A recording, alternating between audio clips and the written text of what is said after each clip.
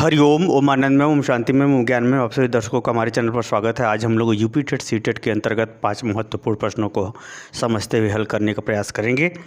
इसमें जो है सी टेट यूपी टेट के अंतर्गत पहले आप सामान्य से जटिल की ओर प्रश्नों का स्वरूप देखेंगे। अर्थात कहने का तात्पर्य है कि इसमें जैसे जैसे वीडियो आगे बढ़ता जाएगा वैसे वैसे सामान्य प्रश्नों से विशेष प्रश्न आपके सामने प्रस्तुत किए जाएंगे।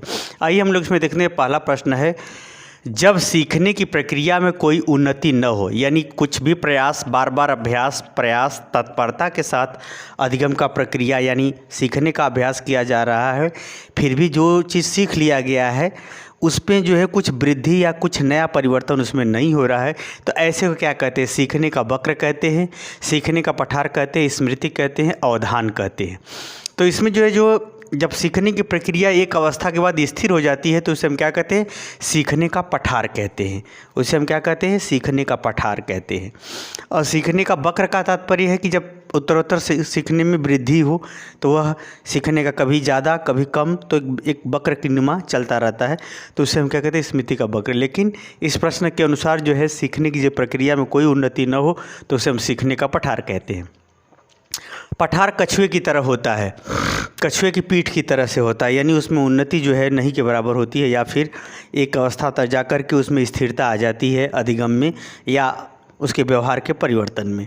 आगे चलते हैं। दूसरा है, विद्रोह और भावना की प्रवृत्ति किस अवस्था में होती है? स्टैनले हॉल ने जो कहा था किशोरावस्था को आधी तूफान और संघर्ष की अवस्था उसी अवस्था से संबंधित है। बाल्यावस्था नहीं, मध्य किशोरावस्था, पूर्व किशोरावस्था। देखो, पूर्व किशोरावस्था को ही बाल्यावस्था कहते हैं। सहसावस्था में हो ही नहीं सकता, पूर्व किशोरावस्था में भी नहीं हो सकता। बचा कौन ऑप्शन में? मध्य किशोरावस्था। ये जो है ये भरमाने के लिए दिया था पूर्व किशोरावस्था, अर्थात विद्रोह और भावना और अत्यधिक सम्मान प्राप्त करने की इच्छा, नेतृत्व करने की इच्छा, ये सब जो है ये है प्रवृत्तियाँ जो है किशोरावस्था में ही देखने को मिलती हैं। इस ख वाला ऑप्शन सही होगा दूसरे का। तीसरे क्वेश्चन देखते हैं, अधिगम अनुभव और प्रशिक्षण के परिणाम स्वरूप व्यवहार परिवर्तन होता है। किसने कहा था?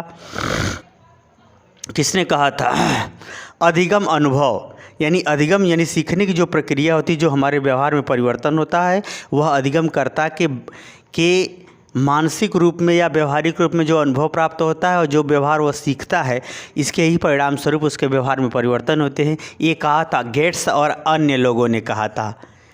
स्किनर ने नहीं कहा था, नहीं, आर्गन नहीं, गिनीराइट भी नहीं, ये कहा था गेट्स और अन्य ने कहा था कि जो अनुभव हमारा अनुभव है और अनुभव के आधार पर जो हम किसी कार्य का अभ्यास करते हैं वही व्यवहार में परिवर्तन लाता है, वही अधिगम कहलाता है।